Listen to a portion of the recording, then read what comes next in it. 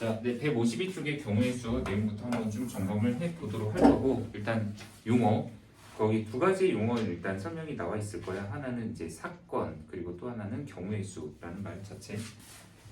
사건, 그리고 경우의 수. 자, 사건이다라고 하는 것은 뭐 영어로 일단 이벤트를 얘기를 하는 거지. 이벤트. 네. 일단은 네, 블랙박스를 보면은 이벤트 해갖고 원래 블랙박스 차량 그 보면은 다 이벤트라는 폴더가 있어. 그럼 거기 들어가 보면은 그 뭔가 이제 덜컹 하거나 그러면 외부에 충격 같은 게 있을 때 거기 이제 녹화가 되는 거. 그때 나 얘기했나? 나 사고 난 거? 안 했었나? 차 폐차한 거 얘기 안 했나? 안 했었어?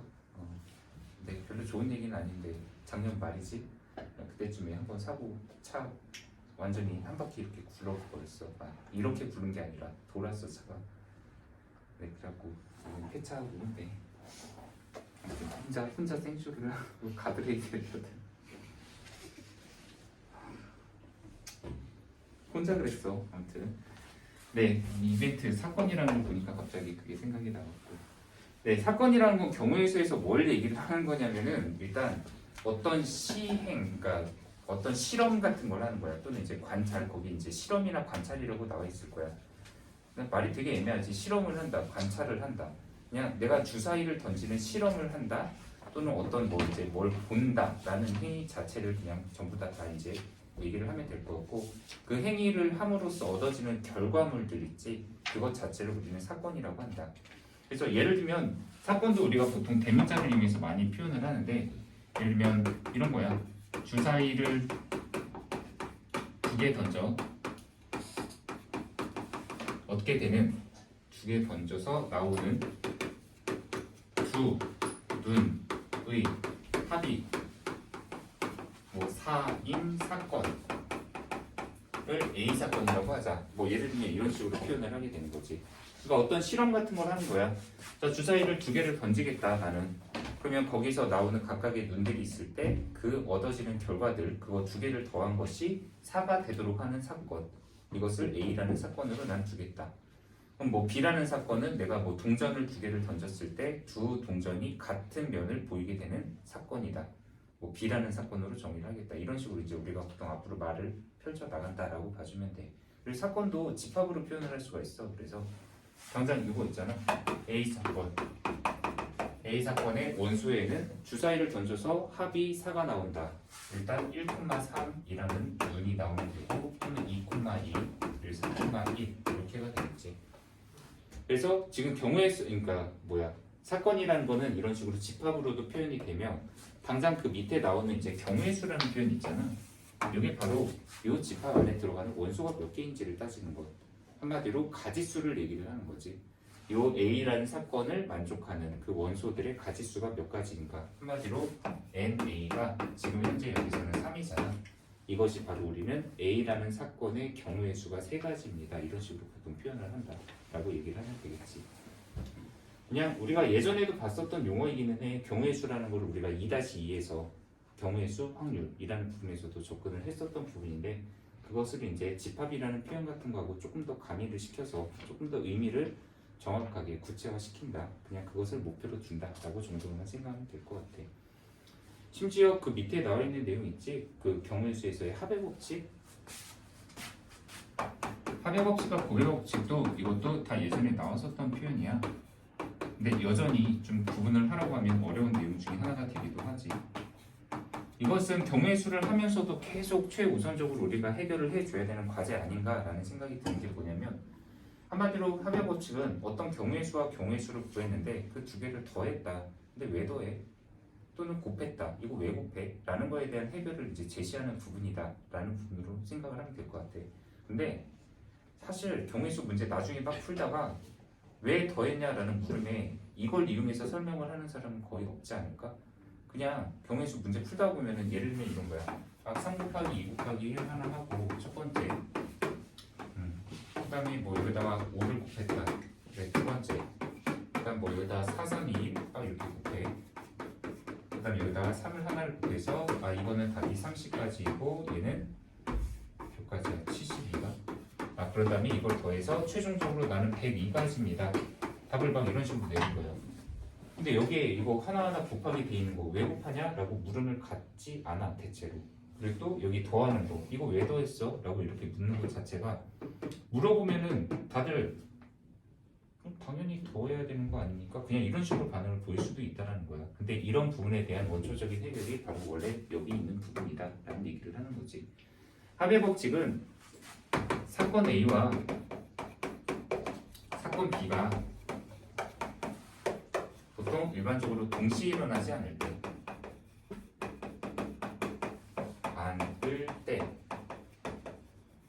사건 A를 만족하는 경우의 수와 사건 B를 만족하는 그 경우의 수 각각을 더해서 우리가 바로 사건 A와 B가 그러니까 사건 말을 좀 생략을 한 것 같다 너무 동시에 일어나지 않을 때 사건 A 또는 사건 B가 일어날 확률은 일어날 경우의 수는 A 사건의 경우의 수와 바로 B 사건의 경우의 수를 두 개를 더한 것과 같다. 이것이다 라고 정의를 하는 게 바로 이제 우리 합의 법칙이다 라고 얘기하는 거야. 자, 이게 무슨 소린지 좀 예를 들어서 한번 해봐야 될 것 같은데 이 예는 아마 옛날에 우리 많이 좀 봤던 표현일 거야. 이런 거 있잖아. 서울에서 나는 부산을 가려고 한다. 근데 첫 번째 A 사건이라고 그냥 아예 정의할까? 비행기를 타고 가는 사건. B 기차를 타고 가는 경우. 근데 비행기를 타고 가는 거에는 크게 항공편을 두 가지로 좀 약속을 할게. 하나는 A 항공, 하나는 B 항공. 한마디로 지금 현재 내가 서울에서 부산까지 가는데 비행기를 이용해서 타고 가는 경우의 수는 크게 두 가지가 나온다. 그러니까 현재 여기서 NA는 2다 라고 표현을 할 수가 있다는 얘기지. 그럼 기차에는 어떤 것들이 있느냐? 기차, KTX는 다들 많이 알지? 또는 무궁화호. 기차의 빠르기나 좀 종류, 가격이 비싼 게 당연히 좀 빠르고 좋은 거가 되겠지. 새마을호. 이런 게 다 옛날에 기차의 이제 이름들이 있긴 했었지. 그래서 기차를 타고 서울에서 부산까지 가는 방법의 수는 총 3가지의 방법이 있습니다. N, B는 3입니다. 그럼 문제. 그러면 서울에서 내가 부산까지 가려고 하는데 비행기 또는 기차를 타고 부산에 도착하는 방법의 수는 총 몇 가지입니까? 라고 했을 때 여기서 이 2가지의 경우랑 이 3가지의 경우를 여기서는 더해서 총 5가지 경우로 갈 수 있습니다 라고 얘기를 하면 된다는 얘기야. 근데 이게 언제 이렇게 더할 수가 있느냐 라고 하면 여기 동시에 일어나지 않을 때. 근데 저 동시에 일어나지 않을 때가 상당히 참 애매한 말인 게 뭐냐면은 동시에 일어난다.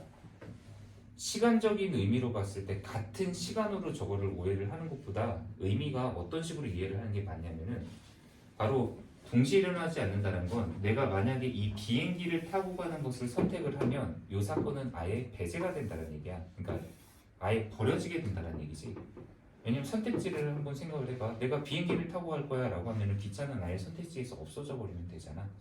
그러니까 내가 비행기를 타고 가기로 결정을 했으면 얘는 아예 따지지 않는 거고 또 기차를 타고 가기로 선택을 한다면 비행기라는 선택지는 아예 버려버려야 되겠지. 그러니까 동시에 일어나지 않는다라는 거는 이것과 이것을 동시에 행하는 게 아니라 둘 중에 하나의 선택지만을 갖는다. 또는 여러 개 중에 어쨌든 하나의 선택지만을 갖는 경우 하나의 선택지를 갖게 되면 나머지가 버려지게 되는 경우 있잖아.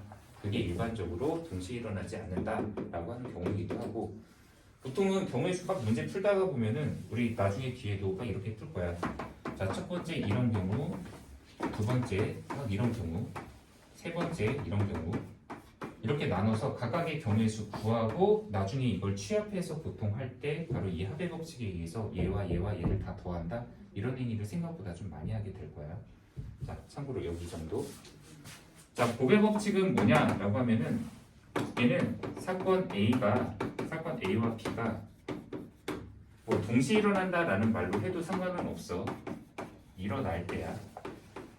근데 이것도 동시에 일어난다라는 말이 왜 대표적인 이 곱의 법칙의 예 중에 하나가 적용되는 게 그거 있잖아. 서울에서 중간에 거쳐가는 거. 서울에서 대전을 거쳐서 부산을 가려고 한다. 근데 서울에서 대전까지 가는 경로가 총 3가지의 경로가 있어. 뭐 고속도로, 중부고속도로, 경부고속도로 또는 일반 국도를 이용하는 3가지 방법. 대전에서 부산을 가는 거는 그게 경부고속도로냐 뭐 국도냐 2가지의 길이 있다라고 했을 때, 야 그러면 내가 서울에서 대전을 거쳐 부산 가는 건 총 몇 가지야? 이번에는 이거 3가지고 이거 2가지인데 그럼 아까처럼 더해? 이번에는 곱해. 그래서 6가지야. 이게 바로 구배법칙을 뜻하는 문제지. 근데 그러면 서울에서 대전 가는 거 바로 이 3가지 A 사건이라고 해보자. A 사건의 경우의 수.